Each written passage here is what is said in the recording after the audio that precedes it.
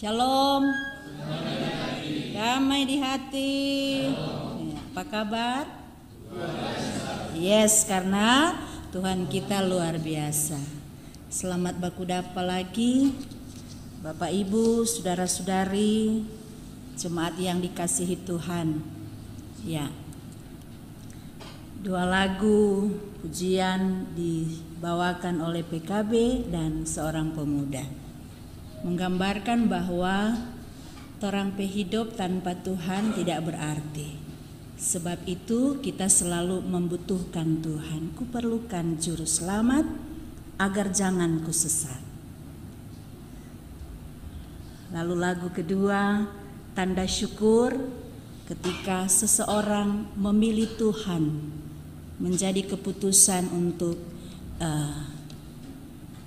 dia mengikut Tuhan. Ya, bersyukur ya, sekalipun dunia ya. Seperti itu kira-kira ya lagunya, bahwa pada akhirnya mengetahui bahwa pilihanku mengikut Yesus. Karena itu Bapak Ibu saudara-saudara, kita yang beribadah saat ini pun sebagai tanda bahwa kita mau ikut Yesus. Dan kalau mau ikut Yesus, siap menderita.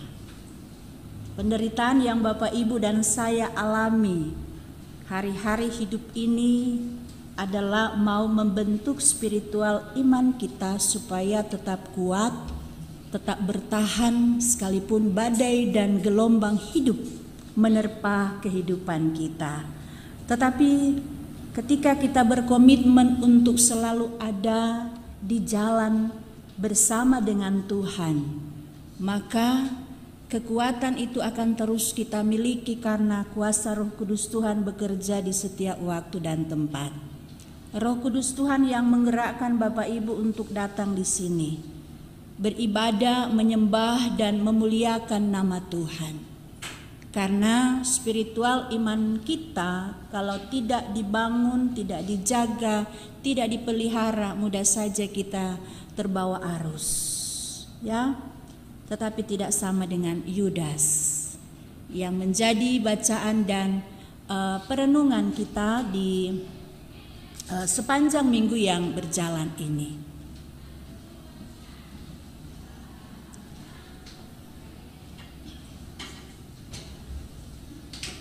Ya, tema renungan kita ciuman pengkhianatan. Bapak Ibu saudara-saudara, Alkitab mencatat beberapa arti daripada sebuah ciuman, bahwa dulu kita masih SMA, kalau baku dapat deng tamang, saudara, pasti cipika-cipiki. Kong ada orang bilang, budaya barat kok, gitu. Lama-kelamaan sampai sekarang, ya, ketika orang menjalin satu pertemanan persahabatan yang ditandai dengan ciuman, cipika-cipiki, menandakan satu hubungan yang dekat, akrab, intim. Nggak mungkin kita berbaku dapat dengan salah satu ibu atau bapak di sini atau nyong nona kong ta semua cipika-cipiki. Nah lasim Kang, pasti kalau saya cipika-cipiki dengan Ibu Cherry ya karena selama kenal ya, menjalin hubungan akrab, dan itu sebagai tanda keakraban. Karena di Kidung Agung 1 ayat 2 juga menulis bahwa ada ciuman cinta mesra. Kemudian ciuman kekerabatan dikisahkan di Kejadian 27 ayat 26 dan 27. Lalu ada ciuman berkat, Kejadian 31 ayat 55.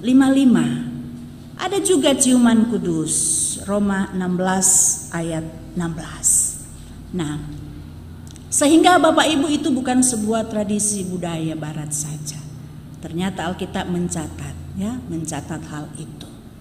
Dan sekali lagi bahwa ciuman kudus menandakan hubungan yang baik, hubungan yang intim, hubungan kekerabatan kita melekat. Tuh. Sehingga dengan cara itu bagaimana terjalin satu persahabatan yang akrab. Kalau 2 minggu yang lalu torang merenungkan atau membahas juga soal bagaimana persahabatan yang berkhianat, ya. Minggu sengsara keberapa itu? Kedua kah? Pertama lupa, ya. Tema torang belajar. Bapak Ibu saudara-saudara, Tuhan Yesus dalam pelayanan ternyata bersama ke-12 muridnya yang setiap hari duduk sama-sama, mengajar, bercerita sama-sama, melayani bersama-sama, berjalan bersama-sama. Tetapi ternyata 3 tahun dalam kebersamaan Yesus dengan murid-muridnya, ya, tidak membuat salah seorang murid mengenal jauh pribadi Yesus. Ada saja yang tidak tulus, kelihatan akrab, kelihatan ikut bersama-sama, kelihatan menunjukkan bahwa dia setia untuk mengikut gurunya. Tapi pada akhirnya tidak terjadi sesuatu yang baik. Bapak Ibu saudara-saudara, ciuman Yudas sungguh jauh dari apa yang disebutkan dalam bagian Alkitab yang saya sebutkan tadi. Apakah itu ciuman cinta, mesra, kekerabatan, ciuman berkat, ciuman kudus. Tetapi bagi Yudas tidak. Kalau kita mengikuti dengan benar, menghayati bagian firman Tuhan, Bapak Ibu bisa melihat, ya, bagaimana Yudas seolah-olah dia tidak bersalah. Apa yang dikatakan di sini? Ayat 45. Ketika ia sampai di situ, ia segera maju mendapatkan Yesus dan berkata, "Rabi," lalu mencium dia. Padahal di dia pe hati, dia pe pikiran sungguh jahat. Sobaya-baya te da baku cipika-cipiki, mar dia pe hati mungkin nanti ngana, atau dalam pikiran ada ngana punya. Bapak Ibu bisa membayangkan apa yang ada di pikiran, apa yang ada di dalam hati seorang Yudas. Padahal yang ada di hadapan dia adalah guru yang sehari-hari mengajarkan hal-hal yang baik, melakukan mujizat, dan Yudas sendiri melihat secara spektakuler, ajaib apa yang Yesus lakukan ketika dia berkarya, ketika dia melakukan pekerjaan-pekerjaan di dunia. Tapi justru orang yang ada di dekatnya punya hati yang licik.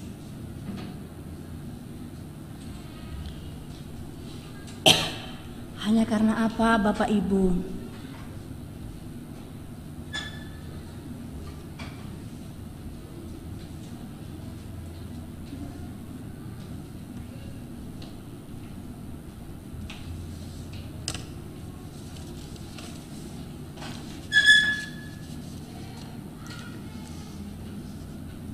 hanya karena kepentingan pribadi dan bersekongkol dengan kelompok yang memang nyata-nyata menolak kehadiran Yesus untuk menggantikan satu posisi kepemimpinan.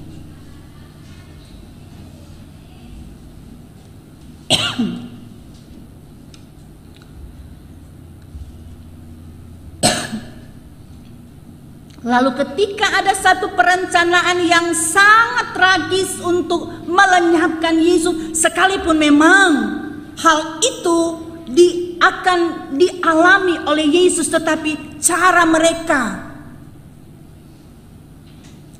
tidak menampakkan kesungguhan hati untuk mengikut Yesus. Sehingga Yesus katakan di ayat 46, "Sangkamu aku ini penyamun, maka kamu datang lengkap dengan pedang dan pentung untuk menangkap aku. Padahal tiap-tiap hari aku ada di tengah-tengah kamu, mengajar di bait Allah, dan kamu tidak menangkap aku. Tetapi haruslah digenapi yang tertulis dalam kitab suci." Bapak Ibu sekalipun memang ini adalah sebuah proses yang memang Yesus akan alami, dia menderita, sengsara, bahkan mati sampai disalibkan. Tetapi dalam kehidupan kenyataan keseharian mau menggambarkan bahwa sekali lagi bahwa ada pengkhianatan di situ hanya untuk mengejar kekuasaan dan persekongkolan dengan hal yang baik para imam-imam kepala, ya, hanya dengan berapa? 30 keping perak menjual Yesus. Toh? Hanya dengan menjual, hanya dengan 30 keping perak menyerahkan Yesus bagi para imam-imam kepala yang memang notabene tidak menyukai kehadiran Yesus. Saudara-saudara, kisah penangkapan Tuhan Yesus di Taman Getsemani memperlihatkan beberapa tindakan yang tragis, memperlihatkan beberapa pengkhianatan yang dilakukan oleh murid-muridnya sendiri. Hanya dengan 30 keping uang perak mereka menyerahkan Yesus dengan ciuman pengkhianatan.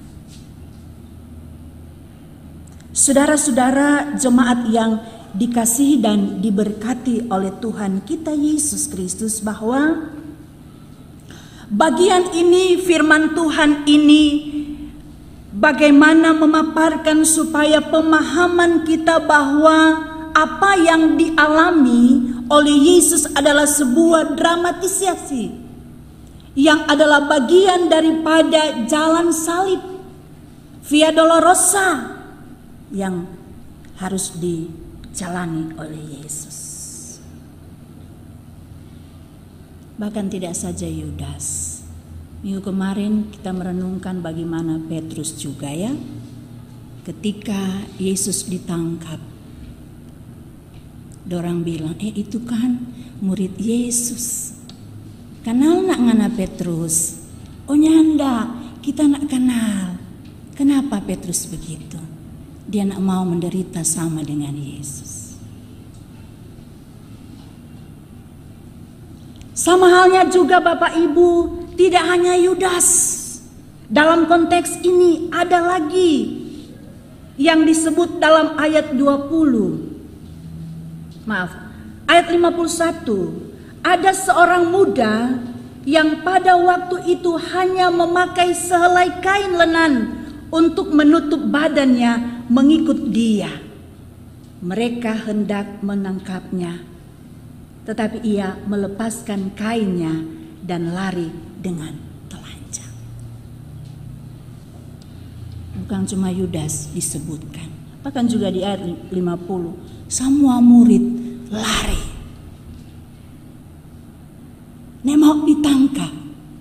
artinya bahwa tidak mau merasakan, tidak mau terlibat dalam penderitaan Yesus harusnya.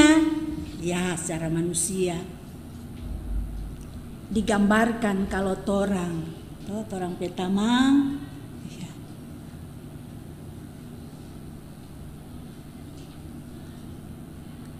so disakiti, so dihina, tapi nak sama dengan kasus yang lagi heboh nih. Ingat yang heboh 2 minggu lalu? Siapa itu? David yang bakalai itu dang, cuma karena hasutan. Toh? Tidak seperti itu ya. Oh, mau bela tapi tamang karena dia cewek so bagin dan begitu ya. Tidak seperti itu. Tetapi dalam konteks ini bahwa ketika ada 2 orang yang berselisih, harusnya orang jadi pendengar, ya toh? Jangan juga ajar jopa dia, kipas jopa dia. Dia kok setelah lalu urusan di belakang, no. So masuk penjara urusan di belakang. Keluar di sekolah, no, ya toh? Menyasal. Nilai setitik, rusak sebelanga, keluarga terkait-kait, papa mama dan lain sebagainya. Ya. Tetapi maksud di sini adalah jangan bersekongkol ya dengan sebuah kejahatan. Tetapi kita hadir di situ untuk apa? Mendamaikan, menyejukkan, memberikan solusi. Tidak ada dalam kesepakatan sebuah kejahatan. Bapak, Ibu, saudara-saudara, kita lihat banyak pemuda-pemudi di sini, ya. Banyak pemuda-pemudi luar biasa. Ya, Tuhan utus mereka ada di sini di Gemim, Immanuel, Jakarta Barat. Ya, mereka rindu dan mau untuk bersekutu beribadah kepada Tuhan, ya. Dan sebagai generasi pemuda, muda-mudi, ya. Tadi lagu tadi, ya. Pilihan adalah mengikut Yesus. Ya, jangan di tengah jalan kau mengkhianati. Ya. Mengkhianati bahwa hanya karena pacar, hanya karena jabatan, hanya karena kedudukan kau jual tuh Yesus. Banyak kejadian, ya. Baru 3 bulan Dasidi mengaku percaya, ya, bersedia. Tapi ingkar janji. Banyak kejadian. Artinya apa, Bapak Ibu, saudara-saudara? Ketika pilihan kita dari sekarang ikut Tuhan Yesus, mari bersama-sama untuk merasakan, menghayati apa yang sudah Yesus lakukan untuk kita. Menyelamatkan adalah sebuah penghargaan yang luar biasa. Keselamatan sudah terjadi kini dan akan datang. Bapak, Ibu, dan saya diselamatkan oleh Tuhan Yesus dari dosa-dosa masa lalu kita. Dan ketika kita ada di saat ini menikmati anugerah selamat itu, Tuhan kasih orang waktu, kesempatan untuk apa? Bekerja, berkarya, belajar. Dan Tuhan pundakkan kepada kita satu tanggung jawab pelayanan. Pelayanan untuk memberitakan, menyaksikan setiap karya-karya yang Tuhan sudah lakukan. Dan itu ada di pundak Bapak, Ibu, dan saya untuk terus terang saksikan, beritakan, sehingga dunia pun akan melihat dan memilih ikut percaya kepada Tuhan Yesus. Amin. Yes. Bapak Ibu saudara-saudara, jemaat yang dikasihi dan diberkati oleh Tuhan, keselamatan akan datang harus diperjuangkan supaya kita memperoleh mahkota kemuliaan. Ya. Dan saat ini kita sedang menabur. Taburlah segala kebaikan-kebaikan dan kelak kita akan tuai. Menghargai kehidupan yang Tuhan berikan kepada Bapak, Ibu dan saya, ditandai dengan perbuatan-perbuatan yang menyenangkan hati Tuhan. Bapak Ibu kan beribadah sini bukan menyenangkan Bu Pendeta, Pelsus, tapi menyenangkan hati Tuhan, menyukakan hati Tuhan dengan kehadiran kita bersama dalam persekutuan yang menyembah Allah dalam roh dan kebenaran, yang menyerahkan hidup kita seutuhnya untuk diproses oleh Tuhan. Dan kalau Allah memproses kehidupan kita dengan berbagai tantangan, pergumulan, kesulitan, bukan tandanya Tuhan tidak sayang. Tuhan sayang torang semua. Amin. Karena itu torang punya gelar anak-anak Tuhan. Bersyukur torang masuk di dalam bagian itu. Dan itu pilihan torang. Kalau itu pilihan kita, maka sungguh-sungguhlah kita merawat, menjaga kekudusan kita sebagai anak-anak Tuhan. Sehingga tidak sia-sia pengorbanan Tuhan menyelamatkan dunia di dalamnya manusia. Tidak ada lagi pengkhianatan, ya. Tetapi ketika pun hubungan yang kita jalin, anak muda yang lagi pacaran, jaga baik-baik tuh hubungan baik. Ketika Tuhan berkenan, akan lanjut ke jenjang yang lebih tinggi, membentuk keluarga Kristen yang kudus, ya, yang baik dan diberkati, ya. Jangan ada pengkhianatan di situ. Dulu kita masa muda, ada satu orang udah berkhianat. Salah-salah kita belum suka kawin, masih kuliah, tuh dia minta kawin. Sebenarnya atur baik, tunggu Jo, sabar Jo. Tuh dia berkhianat, kawin, sok kawin, tuh sok kawin, nak tak terus tuh sekolah. Akibatnya apa?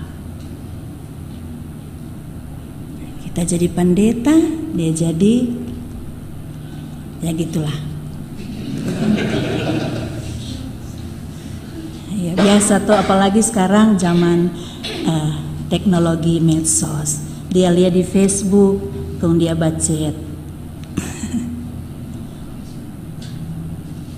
Ya, artinya juga bahwa ketika pernah terjalin hubungan persahabatan di masa muda, jangan sekali-kali, ya, dia serumah tangga, kita serumah tangga, ya, cuma sapa deh, angkat tangan, ya, sekali kita respon, wah.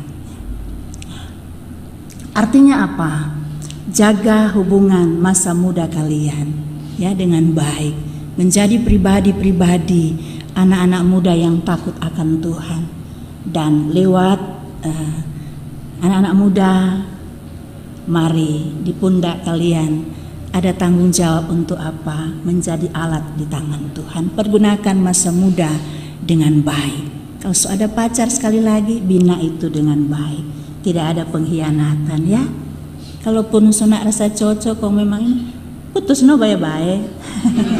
Mari kita nak sarankan putus, ya. Sarankan jaga, bina baik-baik tuh. Pergaulan yang tidak bebas, tetapi pergaulan yang bertanggung jawab, pergaulan yang mendidik. Dan bukan tidak mungkin ada yang bilang, pendeta kita kok suka dia Karena dia banyak kasih kita nasihat, diskusi, toh kita semua hampir putus kuliah. Mari kita dapat dengan dia, pun dia jadi semangat kita. Oh, bagus no begitu. Terdengar sok kawin, kita angkat 2 jempol pada orang.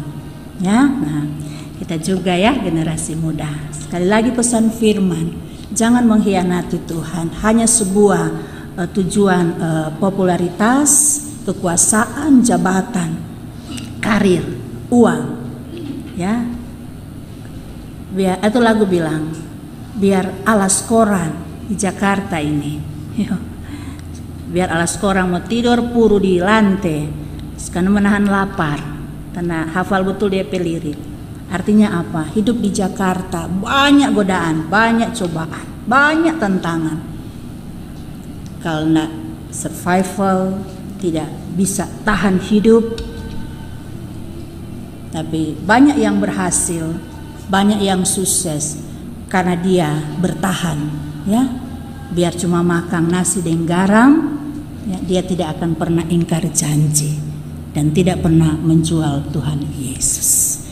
Bapak Ibu saudara-saudara jemaat yang kekasih dalam Tuhan, mari kita terus berjuang, ya, berjuang dan berjuang dalam iman, tapi juga dalam karya, kerja dan pelayanan kita.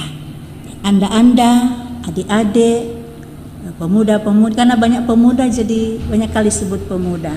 Kita juga sering kalau khotbah di Cikarang juga banyak pemuda, di mana, di Tangerang, ya di Sion juga banyak generasi muda.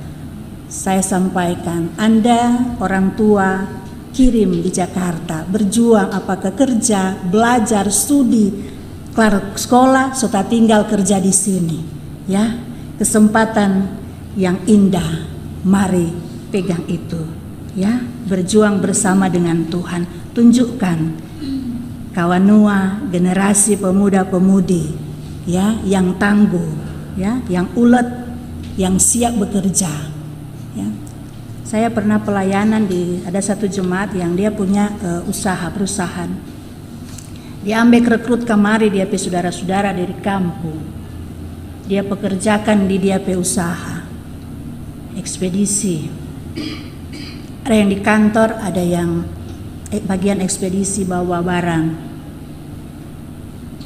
Satu ketika penyeberangan mau ke Medan. Di jalan tuh oto mogok bawa barang. Dia telepon, Pak, udah dia saudara, karena relasi kantor dia dipanggil Pak. Oto mogok. Kok? Kita semua pulang. Kok nggak masih biar tuh oto?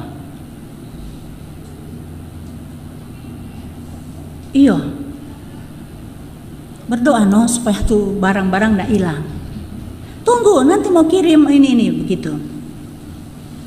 Apa yang terjadi? Betul-betul dia pulang. Kaget di kantor dia muncul. Tuh bapak ini pemilik usaha itu kurang tak kaget, tercengang-cengang. Dia bilang begini, Pak, berdoa aja supaya itu barangnya ndak.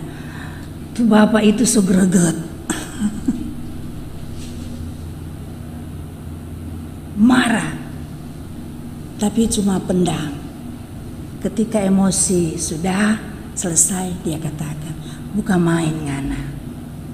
Tuh ngana sebiar tuh oto. Hanya proses kirim.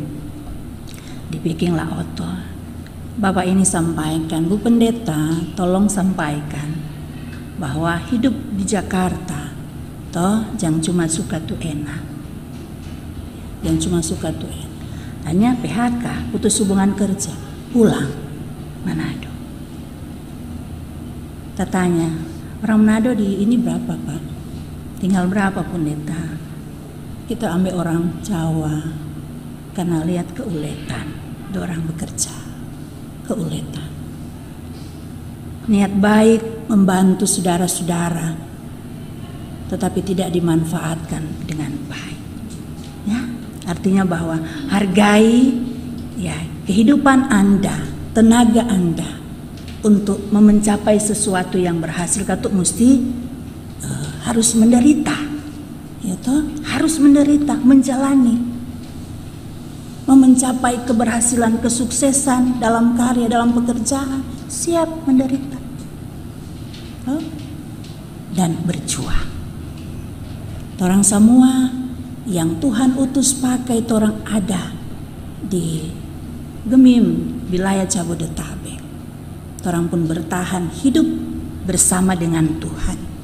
Karena kita percaya bersama dengan Tuhan, Tuhan akan terus memelihara hidup kita. Amin. Karena itu sambut selalu firman Tuhan yang mengajak kita. Marilah kepadaku semua yang letih lesu dan berbeban berat, aku akan berikan kelegaan kepadamu. Tuhan meminta kita untuk datang kepadanya. Sambut apa yang Tuhan minta bagi kita. Toh? Bilang semua apa dia apa ngunipe beban. Toh? Tuhan tak so bilang kasih pak kita. Ya, kasih semua pak kita apa ngunipe beban. Karena apa? Dia sudah lebih dahulu menanggung semua penderitaan itu. Dan kita hidup dalam kelimpahan anugerah selamat sejahtera yang daripada Tuhan. Tuhan Yesus memberkati firman-Nya, memberkati kita yang melakukan firman Tuhan dalam hidup sehari-hari. Amin.